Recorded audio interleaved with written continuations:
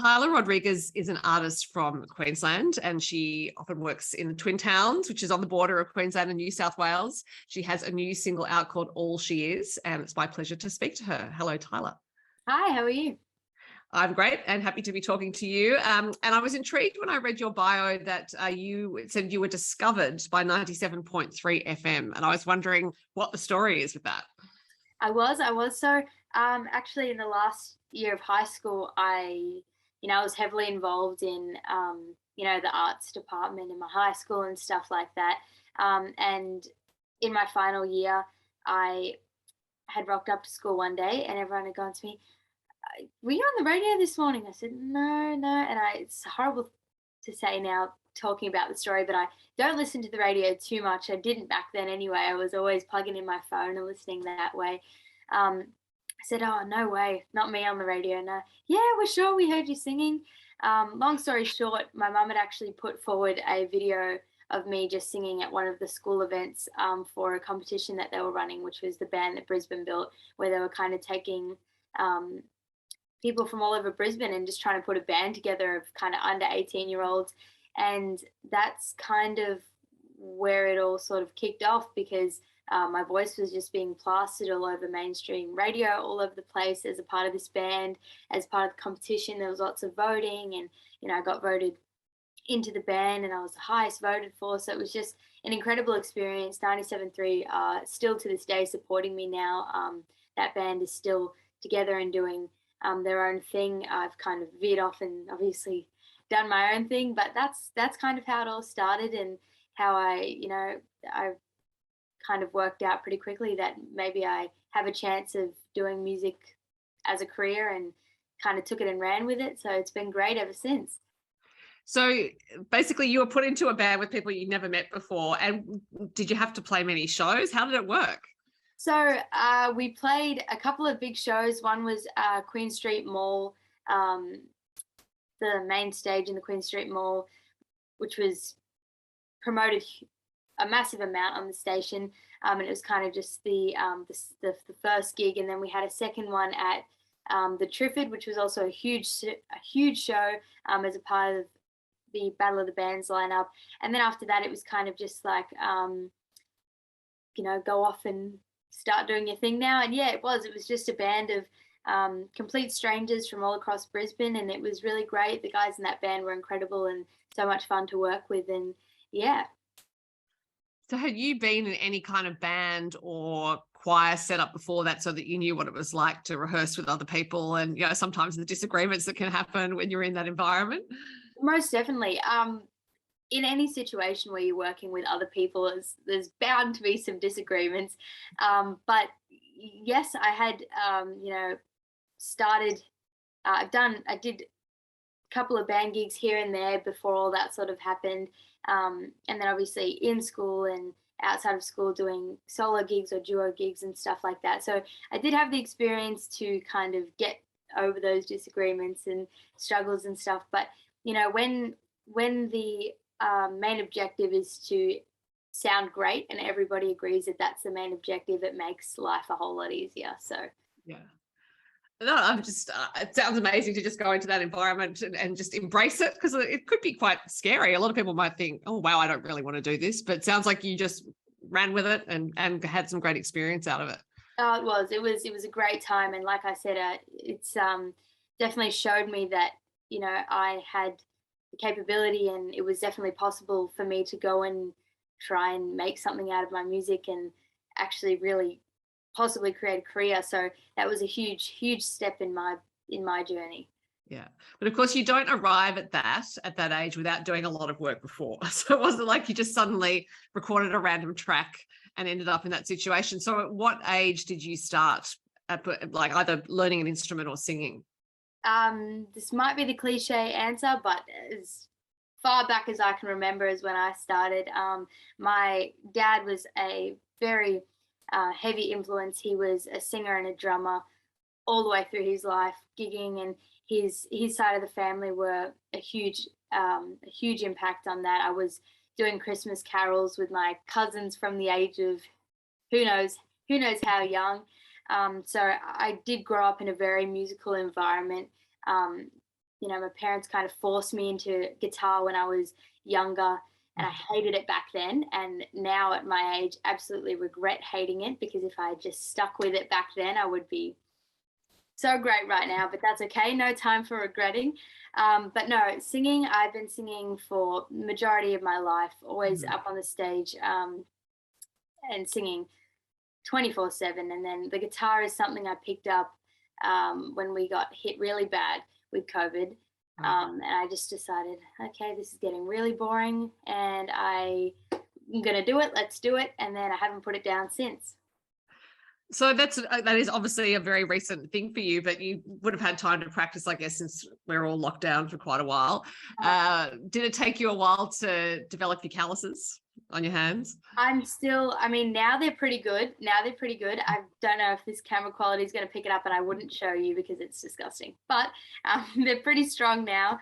So ever since sort of COVID, I just decided if I'm going to do this gigging thing, I want to be able to, I did one gig and I had to use backing tracks, and I absolutely hate backing tracks because something about them. So I decided, all right, I'm going to be able to do this for myself, and I want to be able to support myself. And if I'm playing a gig on my own, I'm going to do it. And that's how it started. YouTube videos on my favorite songs. The first song I think I learned to play was Luke Combs' song. And it was just 3 chords, and I was happy. I was like, this is going to be easy. And then all of a sudden I'm learning songs with bar chords and not so easy. But and at this point now, 12 and a bit months on, I'm endorsed by Pro Music and Takamine. So it's incredible. That's fantastic. And it's a lot of work to pack into that time, because in order to play a show, you might have to do 3 sets, and that's a lot of songs to learn. It is a lot of songs to learn. That was, I guess, it's a lot easier now that I've got sort of my repertoire sorted. So I've got my go-to songs, and I'll swap a few in and out depending on where I'm playing and stuff like that. But in the beginning, it's a lot. It's a lot in the beginning. I really want a gig, and then you get a gig and you're like, holy moly, I have to entertain these people for 4 hours straight. Do I even know that many songs? So it is stressful in the beginning, but once you sort of build on that and you get a bit more consistent, it's a lot easier, and now it feels like a breeze. So when you started performing those sorts of shows, were you nervous, or were you just so wrapped up in the work you had to do that you didn't have time for nerves? A bit of both, a very good even mix of both. So my first major gig, I'd say, was actually New Year's Eve of 2021. I was opening for Jade Holland at the Beanley Tavern. And it was I like to count that as my first biggest show, because it was on my own. It was, like I said, it was backing tracks. So it was, 3 sets of 45 minutes of songs that I had never even thought about. What do people want to listen to? What can I sing?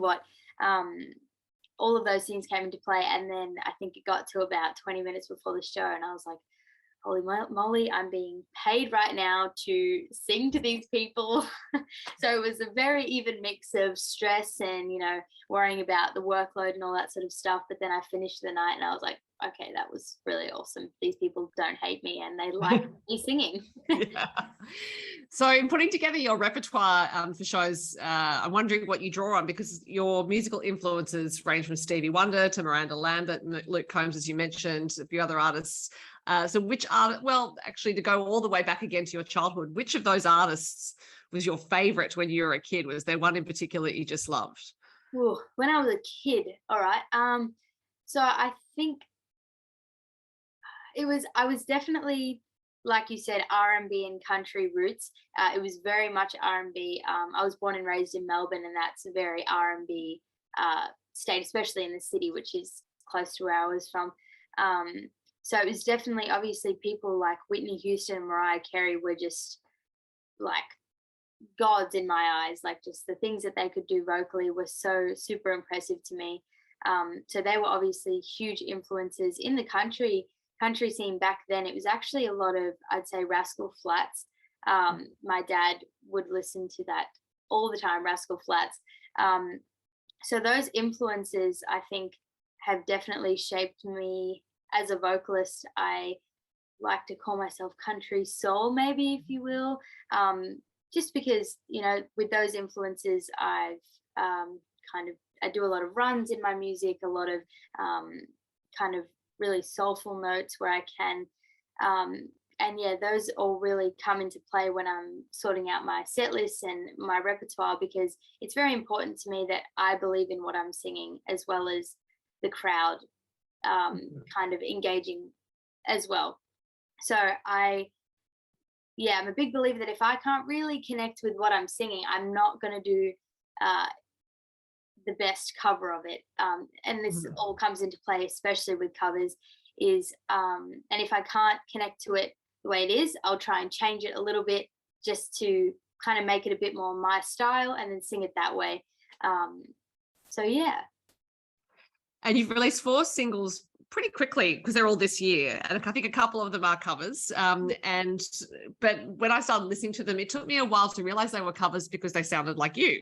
So that whole thing you've just said about connecting to a song and making it yours, I think is absolutely what you've pulled off with those covers. But your latest single is All She Is, and I'm imagining that this is you as a songwriter now starting to craft your own song. So when did songwriting begin for you? Songwriting actually is a very recent thing for me. Like I said earlier, really, like, I'd love to say that, I've been someone my whole life. I've known I'm going to be a superstar or a singer or whatever you want to call it. But I've always loved to sing. I don't be quiet. I'm singing 24/7. But I have always kind of had a plan of, all right, when I leave school, what I'm going to be. I'm going to be, paramedic, nurse, whatever. I never really actually believed that I could do music as a career. It was really only after the whole 97.3 situation that I was like, all right, this could actually happen. I'm going to just take this and see what comes of it. And so with that, it kind of all happened very quickly. So the gigs happened, and then I was doing all the work to get the repertoire together for the gigs. And then all of a sudden it was, okay, I'm doing all these covers, and then people are asking me for original music. And I'm going, okay, I haven't even thought about that yet. But I've always also been a person that, the best way for me to express myself is write it down. If I'm mad, I'm going to write an angry letter and, screw it up, chuck it in the bin, whatever, which comes in handy when you're going to write a song then. Which is kind of how All She Is came about. I sat down and I was like, all right, this is how I'm feeling, poured my heart out on a piece of paper, and actually came back to that a couple of weeks later and thought, let's give this a shot. So All She Is kind of just about how I was feeling at a pretty pivotal point in my life, kind of moving from childhood to adulthood and all that stuff and everything that comes with it, which is why I'm really super, super proud of this song, because it is completely me. It is completely how I was feeling. And, a lot of people told me that it's a little bit risky kind of releasing something like that, especially as your first, just because, when it's so personal, people can't always relate to it and stuff like that. But I really had faith in the fact that for this first song, especially because I was so honest and raw in it, there was going to be people out there that could relate to it. And I have faith in the fact that whoever can will hear it and hopefully does feel that connection. So yeah, songwriting is new, but now since I've written All She Is, I have just been pumping them out like it's something that I really enjoy now. It comes super easy to me, and it's just a new way of me expressing myself, and I've been loving it. Have you been setting aside time every day or every few days just to write, or do you tend to write as the ideas come to you? I wish it was scheduled. I do, because I'll be in the middle of doing something and then I just have an idea, and then that is to the side, because because it is all just in my head 24/7. It's whenever it comes to me, I'm sitting down and I'm writing it, or I'm singing it into my phone or something like that. If I'm away from my guitar, I'll just hum a melody and just try and work it out later on. So it's kind of just whenever. and then I'll try my best to just do as much on that idea as I can at the time, because the train of thought is gone, and then I come back to it and go, "Ooh, I was a bit angry there. I can't remember. Now I'm happy. How do I get back to that?" So yeah, whenever it comes, I just try and get it on a piece of paper and get it going.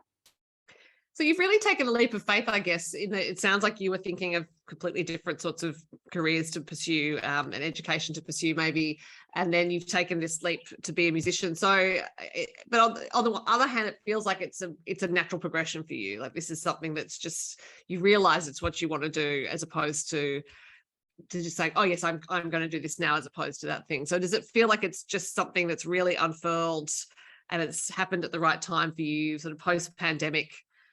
You've released these songs.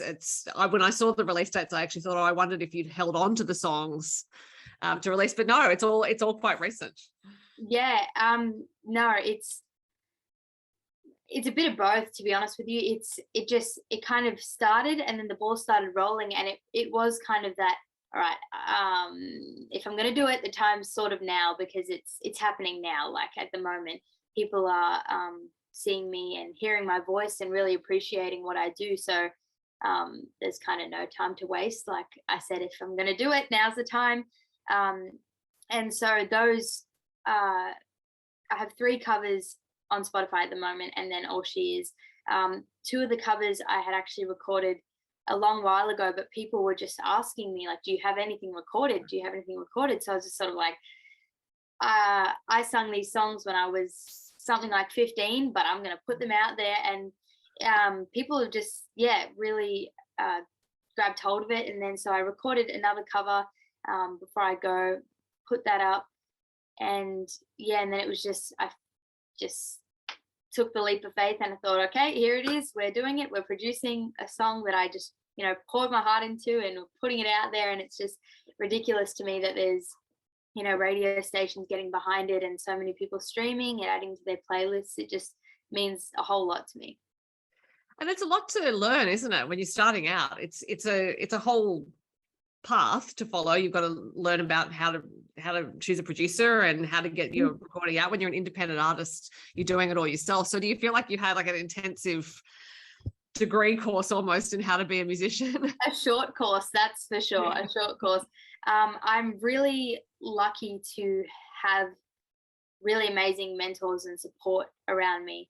I wouldn't have been able to navigate without them. So I've just, like I mentioned earlier, from New Year's Eve of 2021, I was put onto support with Jade Holland, who has just been an incredible mentor, just like really just helping me navigate through. Like you said, it's all those little things, like just from picking a producer to, who releases your song, where it goes to, what you need for, royalties, and all the little things that you kind of don't think about when you're putting a song out. So yeah, people like Jade Holland, Laura Frank is another incredible mentor that I've met, and TAMWORTH Country Music Festival was incredible for that too. I just met so many other artists that are so willing to just lend a hand and support, and that's a really great thing about the country music industry, is everybody's just willing to help, like just willing to help.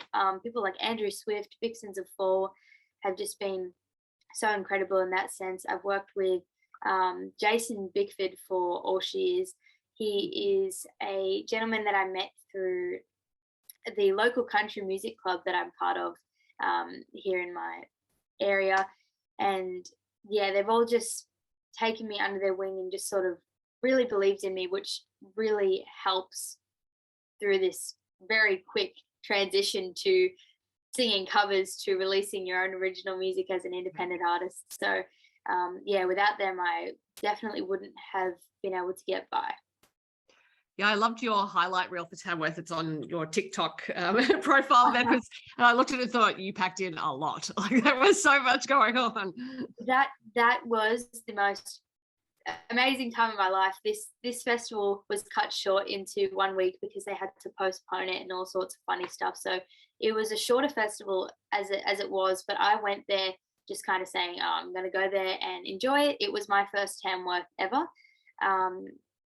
And I went there with 3 gigs up my sleeve and left that week doing 16, 17 gigs just Oh, through wow. like talking to people and, you know, people hearing me and then asking me to play on the stage. So yeah, through all that, I just met some really awesome people and just fell in love with music and performing so much deeper. Like it just, that week for me was, all right, I'm going to do this and we're just going to do it. We're just going to do it. And I think that's one of the beauties of that festival is if you really open yourself up to it and go and just go with the flow of what's happening, you can have amazing experiences as you did.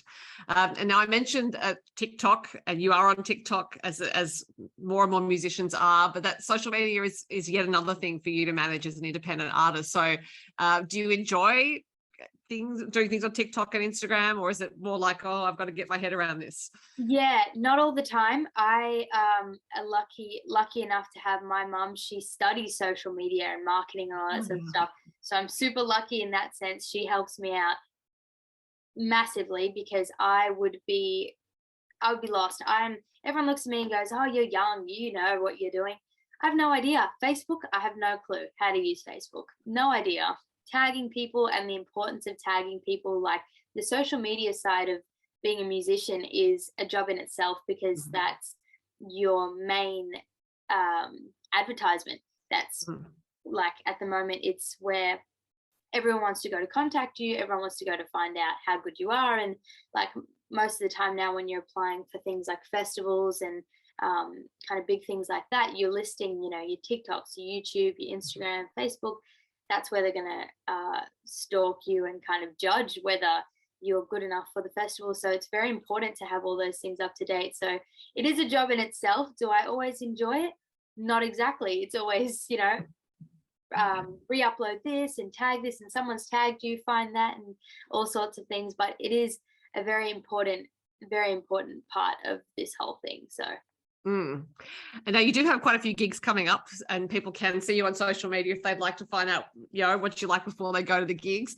Quite a few at the Twin Towers Club, and I think you're playing the pre-Gympie muster as well. And but I'm wondering what's ahead otherwise. Are you writing some songs to record? Have you already booked recording time? What are your plans for the rest of the year? So I do have a couple of festivals coming up, like you said, the Gympie Muster, pre-muster, and now I've also got a gig in the Gympie Muster, so you can find me there. I'm also at the Camp Out with James Blundell for the veterans. That'll be another awesome festival with a great lineup. But I'm also set to release again in October.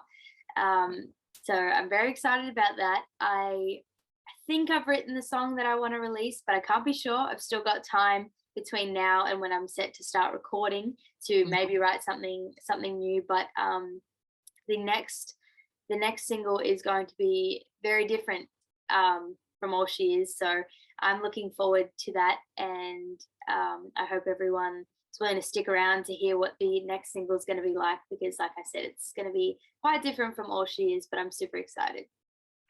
Well, congratulations on All She Is, and I'm pleased to hear that your songs are getting added to playlists. And as I said, people can find you at gigs and online, and no doubt see you at Tamworth next year. So Tyla, it's been lovely to talk to you. Thank you so much for your time. I'm looking forward to it.